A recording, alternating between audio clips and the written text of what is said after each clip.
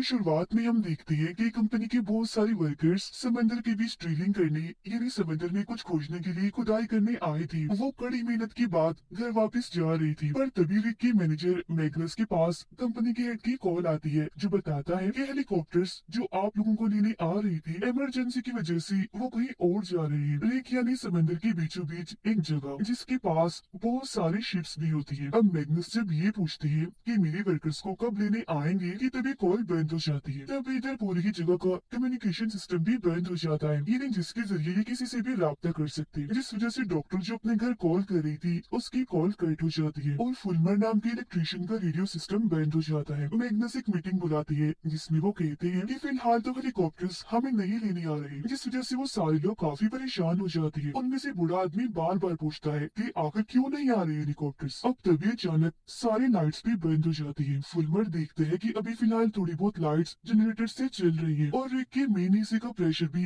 काफी ठीक है, लेकिन अगर प्रेशर बढ़ा तो सब लोग मारे जाएंगे। फुलमर जब अपने शिप से राब्ता करता है तो पता चलता है कि वहाँ पे यही मसला हो रहा है। अब रिक बुरी तरह से हिलने लगता है, उसके मेन हिस्से में आग लग जाती है। अब कंपनी की फीमेल वर्कर जो साइंटिस्ट है सिस्टम को बंद करना नहीं चाहती क्योंकि अभी उनका टारगेट पूरा नहीं हुआ, पर मैग्नस अपने वर्कर से कहती है कि यहाँ काम नहीं, लोगों की जाने जरूरी है, इसलिए सारे सिस्टम्स को फौरन बंद किया जाए। एक बार दोबारा से रिक हिलता है और अब ये पूरी जगह घनी फॉग धुंध से भरने लगती है। अब उनमें से एक वर्कर को शक होता है कि कहीं हमने समंदर में ज्यादा गहरा ड्रिल तो नहीं कर दिया, मतलब गहरी खुदाई तो नहीं कर दी जिस वजह से भूकंप जलजला आ रहा हो। पर वो साइंटिस्ट कहती है कि नहीं, ऐसा कुछ नहीं होता। जिसके बाद मैग्नस कम्युनिकेशन सिस्टम चेक करने के लिए फुलमर और एक दूसरे वर्कर बास को ऊपर भेजता है। वो जब काम कर रही थी तो उन्हें वहाँ एक मरा हुआ परिंदा दिखता है। मैग्नस और बूढ़ा आदमी नीचे खड़े होकर उनके आने का इंतजार ही कर रही थी कि तभी बास ऊपर से नीचे आकर गिरता है। तब साइंटिस्ट और डॉक्टर जल्दी से मेडिकल किट लेकर उसके पास पहुंचती है ताकि अगर वो जख्मी हो तो उसकी मरहम पट्टी कर सके। फुलमर भी नीचे आकर बताता है कि वो मेरे पीछे ही खड़ा था, पर पता नहीं क्या हुआ, वो अचानक से गिर गया। पर बूढ़े आदमी को उसकी बातों पर यकीन नहीं होता क्योंकि बास की क्लिप वाली रस्सी खुली हुई थी जिससे वो गिर गया। डॉक्टर बास को मेडिकल रूम में लाती है और उसे ठीक करने की कोशिश करती है, पर बाद में वो बताती है कि सर्जरी वाले कमरे और सामान के बगैर इसे ठीक नहीं किया जा सकता। साइंटिस्ट मैग्नस को दिखाती है कि पाइप्स में प्रेशर बिल्कुल भी नहीं है और इस एरिया के सारे रिग्स का यही हाल है। इतनी ही देर में बास को होश आ जाता है और उसे ख्याल आने लगते हैं जिनमें वो देखता है कि समंदर के दो हिस्से हो रहे हैं। बूढ़ा आदमी चुपके से मैग्नस की ऑफिस से कंपनी की खुफिया फाइल उठाता है जो देख वो चिढ़ जाता है। सब वर्कर्स को इकट्ठा करके बताता है कि कंपनी हमसे झूठ बोल रही थी। इतनी ही देर में मैग्नस भी यहाँ आ जाता है जिसे एक बोल करना ही पड़ता है कि हाँ, ये सच कह रहा है, कंपनी इस प्रोजेक्ट को बैन कर रही है जिस वजह से बहुत जल्द आप सबकी नौकरियां जाने वाली है। अभी वो ये सब बता ही रहा था कि तभी उन पर पता नहीं कहां से राख गिरने लगती है जो काफी अजीब था क्योंकि आसपास कोई वोल्केनो ज्वालामुखी नहीं था। तब इधर बास भी आ जाता है जो काफी अजीब सा दिख रहा था, बताता है कि अब काफी देर हो चुकी है, तबाही शुरू हो गई है। इतना कहकर वो गिर जाता है। फिर बाद में जब उसे होश आती है तो उसे कुछ याद नहीं था कि मैं ऊपर से गिरा था या मैंने तबाही की कोई बात की थी। वो बस इतना कहता है कि जब मैं ऊपर था तो मैंने फूक में कोई चीज देखी, जिसके बाद मेरे दिमाग में अजीब तरह की आवाजें आने लगी। उसकी बातें अनसुनी करके डॉक्टर उसका खून लेने लगती है सैंपल के तौर पर, जिस वजह से वो चिढ़ जाता है। कहता है कि तुम लोगों ने मेरी चेतावनी को नजरअंदाज करके अच्छा नहीं किया और अब एक बड़ी लहर आ रही है। पर जैसे तैसे डॉक्टर उसे सुला देती है और साइंटिस्ट को बताती है कि हेरर इसकी जख्म अपने आप ही ठीक हो रही है। उनके जाने के बाद बास जब उठता है तो अपने बाजू पर देखता है कि वहाँ कोई चमकदार चीज है और यही उसके जख्मों को ठीक कर रही है। सभी देखते हैं कि उनका शिप उनसे राब्ता करने की कोशिश कर रहा है पर गलत जगह वो आगे बढ़ रहा है। मैसेज को देखने के लिए मैग्नस एक वर्कर को भेजता है तो पता चलता है कि वो शिप इनसे मदद मांग रहा है। मैग्नस फिल्मर को कहता है कि लाइट्स के जरिए उन्हें सिग्नल्स भेजो और पता लगवाओ कि वो इस फोक के बारे में क्या जानते हैं। बूढ़े आदमी को कमरे में बंद किया हुआ था जिस वजह से वो गुस्से में पागल हो रहा था, लगातार दरवाजा तोड़ने की कोशिश करने लगता है। मेडिकल रूम में बास देखता है कि उसकी जख्म भर गई है। वो खुद को जब शीशे में देखता है तो उसे ख्याल आता है कि उनका रिक तबाह हो रहा है। वो फिर यहाँ से निकलकर कमरे में आता है और वर्कर वाले कपड़े पहन लेता है। अब तभी उसके सर में जोरदार दर्द होने लगता है और उसका सोने वाला दांत टूटकर निकल आता है। राह को देखकर साइंटिस्ट कहती है कि मुझे कुछ ठीक नहीं लग रहा, इसके बारे में मैं जांच कर रही हूँ, तो तब तक सब अंदर ही रहे, बाहर मत जाएं। फुलमरी ने आकर बताता है कि हमारी शिप का कम्युनिकेशन सिस्टम भी टूट चुका है और अगर सुबह का इंतजार किया तो वो किसी चीज से टकराकर तबाह हो जाएगी, हमें लाइट जलानी होगी। जिस पर साइंटिस्ट कहते हैं कि कंपनी से कॉन्ट्रैक्ट की वजह से हम ये नहीं कर सकते वरना हम पर कानूनी कार्रवाई भी हो सकती है। जिस पर मैग्नस कहता है, पर हम कॉन्ट्रैक्ट के नाम पर इतने सारे लोगों की जानें नहीं गवा सकते। तो फुलमर, तुम सारे लाइट्स जला दो। अब बॉस अजीब हरकतें करने लगता है। वो खिड़की पर गोल दायरे बनाने लगता है। फिर जब वर्कर इस बारे में पूछता है तो वो बताता है कि मेरी सर में तेज दर्द हो रही है और मैं इतना तंग आ गया हूँ कि अब सोचने लगा हूँ कि मुझे उस हादसे में मर ही जाना चाहिए था। कमरे की लाइट जैसे टिमटिमा रही थी तो बॉस को फिर एक ख्याल आता है जो इतना डरावना था कि इस बार तो वो यहाँ से भाग जाता है। बूढ़ा आदमी भी खिड़की तोड़कर निकल चुका था। एक वर्कर चोरी करके शराब पीता है। वो अब जैसे नहाने जाता है तो उसके पूरे जिस्म में दर्द होने लगती है। वो उल्टी करता है, साथ ही उसकी टैटू की स्याही भी उसके जिन से निकलने लगती है। पर कुछ देर के बाद जब डॉक्टर की साथी वहाँ आकर देखती है तो तब तक वो मर चुका था। साइंटिस्ट भी जब उसे देखती है तो समझ नहीं पाती कि ये क्यों मरा। पर एक वर्कर जब उसे बाज का सोने का दान दिखाता है तो उसे समझ लग जाती है कि उनके जिस्म से सारे फालतू फजूल चीजें बाहर निकल रही हैं। फिर फुलमर जब शिप को चेक करने के लिए अपने साथी के साथ बाहर जाता है तो वहाँ बूढ़ा आदमी पहले से ही मौजूद था जो अंदर आकर दरवाजा बंद कर लेता है। फुलमर के हाथ में काम के दौरान चोट लग जाती है और अब यहाँ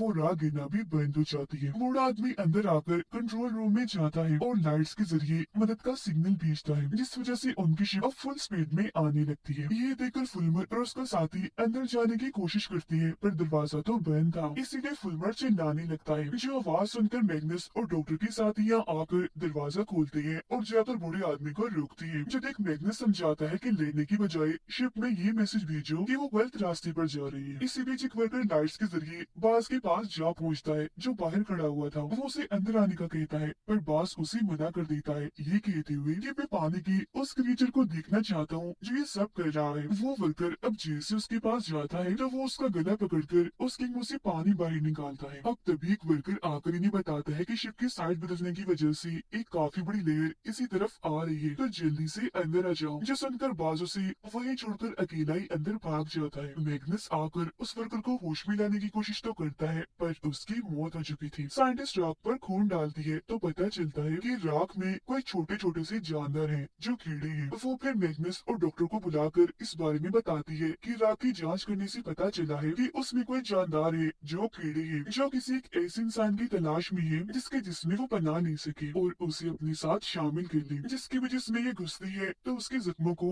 तेजी से ठीक कर देती है क्योंकि उन कीड़ों को फैलने फूलने के लिए ताकतवर जिस्म की जरूरत होती है। इसीलिए हमें राख से दूर रहना होगा और बास की तरह जितने भी लोगों के जिस्म में जख्म है उनकी हिफाजत करनी होगी। जो सुनकर मैग्नस कहता है कि मुझे बाज में कुछ ठीक नहीं लग रहा। ऐसा करो कि सबके खून के सैंपल ले लो जिनको हम बास के खून से मिलाकर देखेंगे। अब आहिस्ता से फोक दूर होने लगती है और पास वाला रिग पूरी तरह से तबाह हो जाता है। बास साइंटिस्ट के रिसर्च वाले कागजों को देख रहा था पर जैसे इधर फुलमर आता है तो वो गुस्से में आ गया था। इतनी ही देर में यहाँ साइंटिस्ट भी आ जाती है और देखती है कि बास ने अपने खून का सैंपल उठा लिया है। वो उसे जैसे सैंपल मांगती है तो वो उसे चुरा कर यहाँ से भाग जाता है जिसका मतलब था कि वो टेस्टिंग नहीं कर सकती। इस वजह से मैग्नस कहते हैं कि चलो खैर है, ऐसा करो बाकी जख्मी लोगों को चेक कर लो। जिसके बाद वो एक मीटिंग बुलाता है जिसमें वो सबको कहता है कि अब से हम दो टीम्स में काम करेंगे। एक टीम पूरे रिग को अच्छे से चेक करेगी और दूसरी टीम बास को ढूंढेगी। रिसर्च के जरिए साइंटिस्ट पता लगवाती है कि ये छोटे से कीड़े डायनासोर्स के जमाने के हैं जिनका खात्मा डायनासोर्स के साथ ही हो गया था पर लगता है कि ज्यादा गहराई में ड्रिल करने की वजह से ये जिंदा हो गई है दोबारा। बास अपने खून का सैंपल पानी में फेंक देता है और अब उसके सारे जख्म बिल्कुल ठीक हो गए थे। टेस्ट करने के लिए वो अपना हाथ पानी के टैंक में रखता है जिस वजह से वो पूरा पानी छोटे छोटे कीड़ों से भर जाता है। पर जैसे ही बास का साथी यहाँ आता है वो जल्दी से छुप जाता है। उसका दोस्त जैसे ही पानी में उन छोटे कीड़ों को देखता है तो बाकियों को आवाज लगाने लगता है पर बास उस पर हमला करके यहाँ से भाग जाता है। उसे फिर दो वर्कर्स आकर उठाते हैं और देखते हैं कि उन छोटे छोटे कीड़ों की जगह पौधे उग गए हैं। अब बास के दोस्त का दांत भी निकलने लगता है जिसका मतलब था कि वो भी अब इन्फेक्ट हो गया है। मतलब कि यहाँ जो भी था वो भी उसकी असर में आ चुका था। वो इस वजह से इतना घबरा गया था कि एक वर्कर को मारकर यहाँ से भाग जाता है। डॉक्टर के साथ ही जब नीचे आती है तो देखती है कि बाज यहाँ पर पौधे उगा रहा है जिसके बाद वो बताता है कि काफी पुरानी यादों से मुझे पता चला है कि इस जगह के क्रिएचर्स को मारा जा रहा है और अगर उन्हें ना बचाया तो ये सभी नहीं बच पाएंगे। इतनी ही देर में बाज का दोस्त भी यहाँ आकर उसकी हाँ में हाँ मिलाता है पर अब जैसे यहाँ बूढ़ा आदमी आता है तो ये दोनों ही यहाँ से भाग जाते हैं। फुलमर लाइट ठीक कर लेता है पर मेन हिस्से की आग बुझ चुकी थी। उन्हें दोबारा उसमें आग लगानी थी वरना वो तबाह हो जाएगा जिससे रिग की तबाही भी पक्की है। पर उस मेन हिस्से का सारा कंट्रोल नीचे वाले हिस्से में है पर अगर वहाँ गए तो इन्फेक्शन फैल सकता है क्योंकि वो चमकदार चीज और छोटे से कीड़े वही है। इस वजह से किसी को ऊपर जाकर ही मेन हिस्से में आग लगा दी होगी जब एक वर्कर सारा कंट्रोल खुद संभालता है और फिल्मर को मेन हिस्से के पास भेजता है, वो आगे बढ़ता है और काफी अच्छा निशाना लगाकर मेन हिस्से में आग लगा देता है, पर फिल्मर खुद काफी जख्मी हो गया था, जिसके बाद फौरन उसे मेडिकल रूम में लाया जाता है। नीचे वाले हिस्से में जहाँ बाज था, वहाँ उसके ख्याल और भी भयानक होने लगते हैं, जिनमें वो देखते हैं कि अगर इन छोटे छोटे कीड़ों को बचाना है तो पूरे रिग के सिस्टम को बंद करना होगा। उधर फिल्मर दोबारा से ठीक होकर अपने रिसर्च में लग जाता है, पर वो जाने अनजाने में कॉपी पर बिल्कुल वैसे गोल दायरे बनाता है जैसे बाज ने बनाए थे। मैग्नस सबको कंट्रोल रूम में बुलाते हैं, क्योंकि बाज जो नीचे वाले कंट्रोल रूम में है, रिग की सारी सेफ्टी हिफाजत खत्म कर रहा है, जिस वजह से प्रेशर हद से ज्यादा बढ़ रहा था। अब वो कैमरा डिवाइस को पानी में भेजते हैं और देखते हैं कि भूकंप की वजह से जमीन पर बहुत सारे गोल दायरे बन रहे हैं, जो फिल्मर को अपने ड्राइंग की याद दिलाती है। अब इस वजह से एक वर्कर नीचे कंट्रोल रूम वाले एरिया में जाकर इस सेफ्टी खत्म करने वाले सिस्टम को रोक देता है, जिससे बाज का प्लान फेल हो गया था। वो काफी गुस्से में आ जाता है, वो कंप्यूटर से फिर डायरेक्ट सिस्टम को हैक करने लगता है, लेकिन वहाँ एक अलार्म बज जाता है, जिससे वो अपने प्लान में कामयाब नहीं हो पाता। एक वर्कर के पास मैसेज आता है, जिससे पता चलता है कम्युनिकेशन सिस्टम ठीक हो चुका है। मैग्नस भी मदद मंगवाने के लिए फौरन गार्ड को मैसेज करता है, जबकि फिल्मर उन गोल दायरों के बारे में पता लगाने की कोशिश करता है। उधर डॉक्टर जब अपने बहन से बात कर रही थी, तो तभी फॉग तेजी से जमीन की तरफ बढ़ने लगती है, जिससे सिग्नल्स के साथ साथ इंटरनेट भी काफी हद तक चलना बंद कर देता है, जिस वजह से गार्ड को मैग्नस का मैसेज नहीं मिल पाता जो उसे मदद के लिए भेजा था। बाज उन छोटे छोटे कीड़ों की ताकत की मदद से फिल्मर के जिस्म से राब्ता करने की कोशिश करता है, जिससे उसके जख्म और बढ़ने लगते हैं। इसके साथ ही फिल्मर के दिमाग में बाज की आवाजें आने लगती है, इसीलिए वो अपने जख्म देखने बाथरूम में जाता है। अब उसे ढूंढते हुए साइंटिस्ट भी यहाँ आ जाती है, जिसे देखकर एकदम फिल्मर चौंक जाता है, क्योंकि एक पल के लिए उसे शीशे में बाज की परछाई दिखी थी। वो इस सब के बारे में साइंटिस्ट को बताता है जो कुछ उसके साथ हो रहा था, जिस पर वो उसे दिलासा देती है। अब फिल्मर को ख्याल आता है जैसे बाज उसे बुला रहा है, तो वो चला जाता है। कुछ देर बाद साइंटिस्ट उसे देखने आती है, जहाँ वो तो नहीं मिलता, पर उसका छोड़ा हुआ एक नोट मिल जाता है। अब जब साइंटिस्ट और डॉक्टर देखती है कि फिल्मर नीचे वाले हिस्से में जा रहा है, तो वो भी उसका पीछे करती है। अब वो चमकती चीज और छोटे कीड़े डॉक्टर को काटती नहीं, बल्कि उसके इर्द गिर्द घूमने लगती है, जो देखकर साइंटिस्ट उसे यहाँ से ले जाती है। रिग पर सारे ही लोग काफी खुश थे, क्योंकि पास वाले एक रिग से एक शिप इनकी तरफ ही आ रही थी। शिप आने के बाद साइंटिस्ट सीनियर से मिलती है, जो रिसर्च लैब में काम करता था। आते ही वो सीनियर सीधा कंट्रोल रूम में जाता है। आने वाले बाकी लोगों को डॉक्टर चेक करती है कि कहीं कोई जख्मी तो नहीं हुआ। एक वर्कर ये देखकर काफी हैरान था कि मेरा साथी भी उसी शिप में आया है। अब वो सीनियर बताता है कि तेज प्रेशर की वजह से मेरा रिग फट गया था। साइंटिस्ट उससे पूछती है कि आपको इस रिग में क्यों भेजा गया, जिसका वो कोई जवाब नहीं देता। अब वो नया आने वाला वर्कर बताता है कि जब हमारे रिग में ये सीनियर आया, तो उसने बहुत सारे औजार समंदर की गहराइयों में भेजे, क्योंकि वो तेल नहीं निकाल रहे थे, बल्कि कोई और चीज औजारों के साथ नीचे भेज रही थी। जिसके बाद फोग आई और लो वाइब होने लगी, पर सीनियर तब भी नॉर्मल था। उसे देखने से लग रहा था जैसे वो ऐसा ही चाहता है। उसने प्रेशर बढ़ने की जरा भी परवाह नहीं की, बल्कि औजार भेजकर वो जो टेस्ट करना चाहता था, उसने बस उस पर ध्यान दिया, जिस वजह से हमारा पूरा रिग तबाह हो गया। पर रिग तबाह होने से पहले उसने अपने टेस्ट का सारा डेटा मिटा दिया। कंपनी उसे और वो कंपनी को मेल भी कर रहा था, जिसका मतलब था कि वो ये सब पहले से ही जानता था, और कंपनी ने जानबूझकर उसे यहाँ भेजा था। डॉक्टर साइंटिस्ट की रिसर्च देखकर बताती है कि ये जो दायरे है वो 5 अलग अलग चीजों की पहचान है, और 5वां दायरा तबाही का है जो फैल रहा है, जिसका मतलब हम बहुत जल्द मिटने वाले हैं। सीनियर बताता है कि मेरे रिग में इन्फेक्टेड लोगों ने तेल के कुएं में आग लगा दी थी, ताकि ये सारे जानदार कीड़े मारे जाएं। वो फिर कहते हैं कि मैं कुछ लोगों को मेन हिस्से में भेजना चाहता हूँ, पर मैग्नस मना कर देती है। ये कहती है कि नहीं, मैं अपने लोगों को खतरे में नहीं डाल सकता। उधर फिल्मर भी बाज और उसके साथी के साथ मिल जाता है। बाज बताता है कि ये कीड़े बहुत जल्द मेरे पूरे जिस्म में फैल जाएंगे। सीनियर बताता है कि बाज को रोकने के लिए हमें वेंटिलेशन सिस्टम में कार्बन डाइऑक्साइड ले जाना होगा, जो नीचे ही है जहाँ बाज है, और कार्बन डाइऑक्साइड हम खुफिया सिलेंडर्स के जरिए ले जाएंगे। कि जब सीनियर सिलेंडर्स लाता है तो एक वर्कर को शक होता है, क्योंकि उस पर लिखा हुआ था कि इसमें कार्बन डाइऑक्साइड के अलावा कुछ और भी मिला हुआ है। वो फिर सिलेंडर्स को अपने साथ नीचे वाले हिस्से में जहाँ बाज है वहाँ ले जाने लगते हैं। साथ ही वो सिलेंडर्स का कनेक्शन